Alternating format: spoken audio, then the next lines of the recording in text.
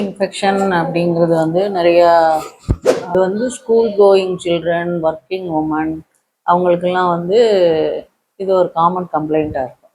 Main reason வந்து சரியாக தண்ணி குடிக்காததும் டாய்லெட் யூஸ் பண்ணாததும் தான் காரணம்.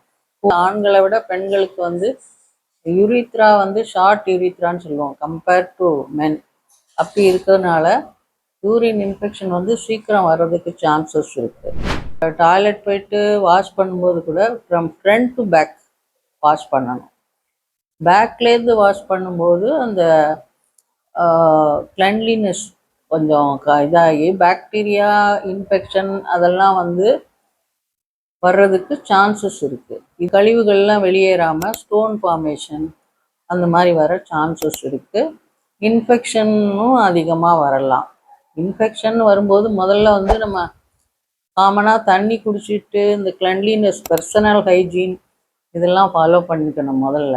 அதுக்கு மேலேயும் சரியாகலைன்னா யூரின் டெஸ்ட் பண்ணி கிருமி இருக்கான்னு பார்த்து மருந்து யூஸ் பண்ணலாம். நன்றி.